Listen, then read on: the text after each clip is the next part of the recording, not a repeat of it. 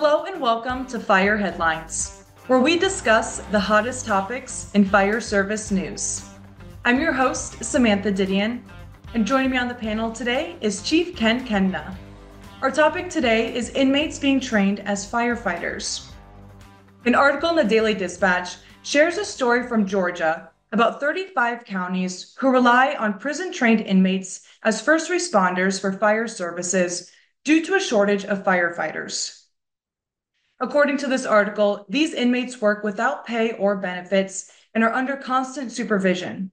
Some counties have resisted the program due to safety and ethical concerns, while others value the cost savings and expanded emergency response capabilities. Ken, what are some of your thoughts on this?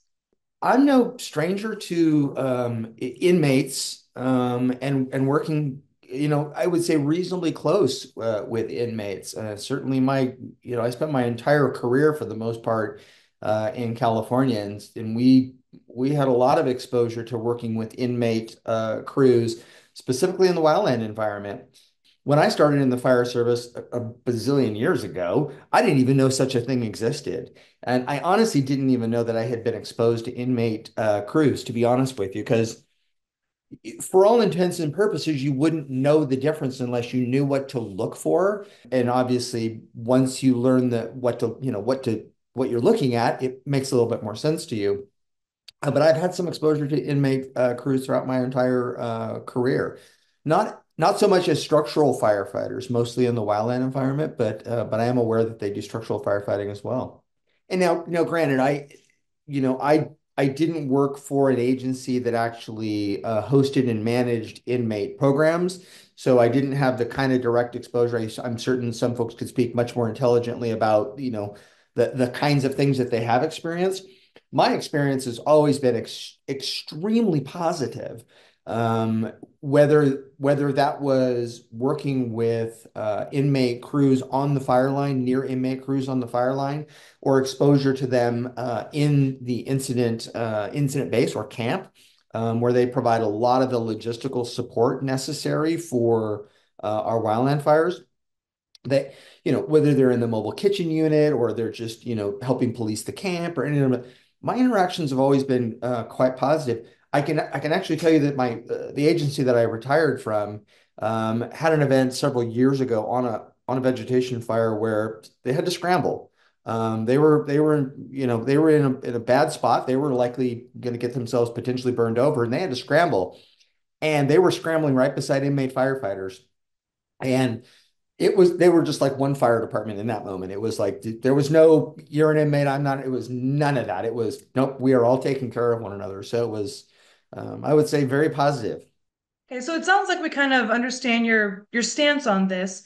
So how effective do you think inmate firefighter programs are in meeting the needs of under-resourced communities? So the inmate firefighters who are maybe a little bit more in direct communication or servicing directly the community members.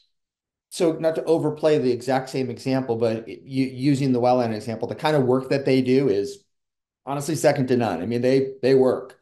But I would be hard pressed to believe that that wouldn't be the case with any of the other kinds of all hazard responses that we go to. Now, as far as serving in a community outside of a correctional facility, grounds, that's going to be a lot more complicated. I will tell you, I know that the agencies that utilize inmate crews that I have been exposed to, they're very careful about how they regulate the movement and the activity and all that other kind of stuff as it relates to the inmates. And it's not like they're trying to keep a lid on everything. There's a lot of nuances to how you do it. It's making sure the inmates, one, are taken care of. That they've got the proper protective equipment. They've got, they're getting cared for just like any other firefighter. They're in exactly the same kind of dangerous situation as any other firefighter. So making sure all of those needs are being met is really critical.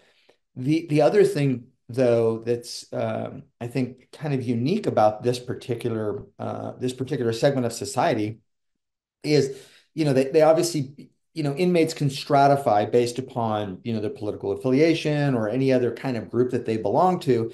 You need to be very mindful of those kinds of things when you're, putting crews together. I spent, 40 years in the fire service, 40, probably more than that, I think, in the fire service.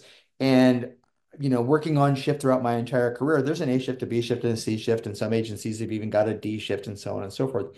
And you stratify according to kind of the personality of the shift, which is kind of a funny thing because it's a commonality in the fire service. Um, and that stratification puts you with like-minded people, people that you're going to work with on a regular basis, and all that other kind of stuff. And so it is a society just like any other. But with inmates that are incarcerated and serving time, obviously, there are other components that make it a little bit more challenging that you need to be mindful of. But as far as the work that they could and would perform and do perform, yeah, I think it would be very much the same. You obviously need to regulate movement and freedom and those kinds of other things. And the kinds of programs that I've been exposed to, you're not they're not utilizing inmates that are a flight risk necessarily. They're not, they're not violent. They're a lot of the things that you would obviously want to be careful of. They are mindful of those things before they bring inmates into those programs. I do know that the inmates that have had the opportunity to, and I use the term opportunity on purpose, to work on some of the wildland crews.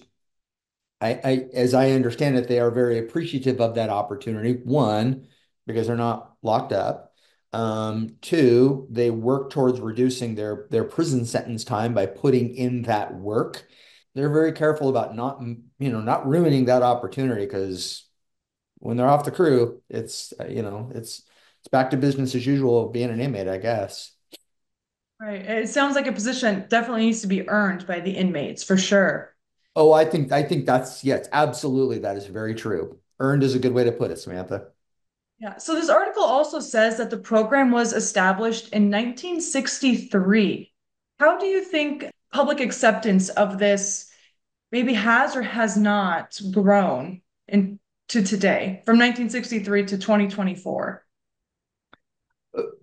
First, a caveat. The one thing I think it's important, and I think all of our listeners will bring to it like I do, the little bit that I know about, our system, whatever system of incarceration you have, and it varies widely by state.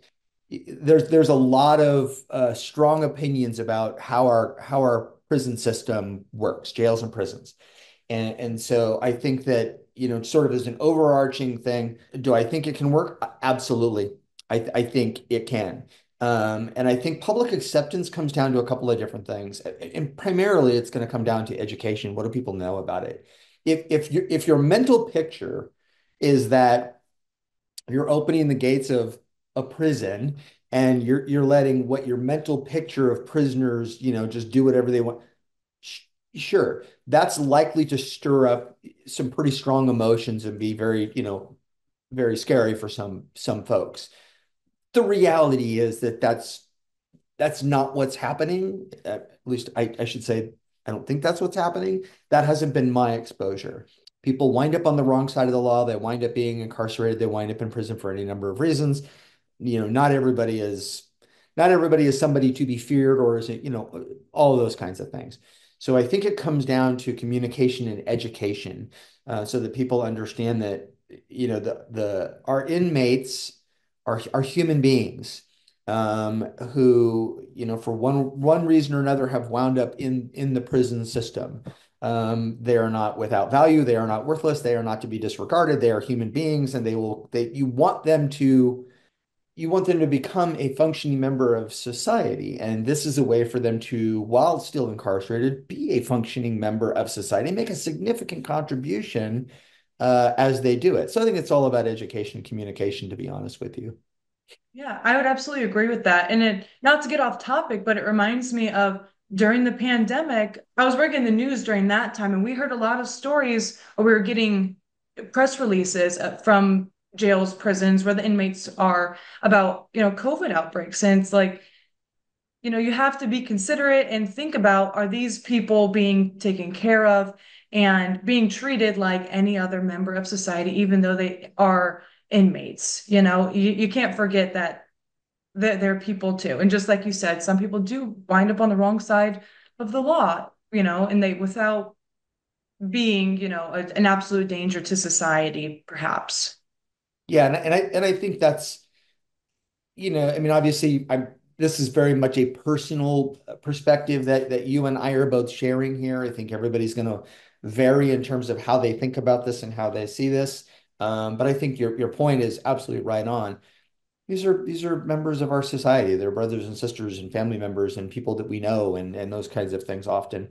And we need to remember that they're human beings. They're not, even though they're incarcerated, they're not slaves. They have rights as human beings and they need to be thought of in that way. And so being able to work and frankly, I would use working, as a firefighter, even more so because if one of the things that you're hoping to do when you're rehabilitating somebody from a life of crime or whatever it is, to give them a purpose or an opportunity to find purpose, I have been so thankful that I was able to spend a life in a career that I felt meant something, that, making my community safer was a life of purpose.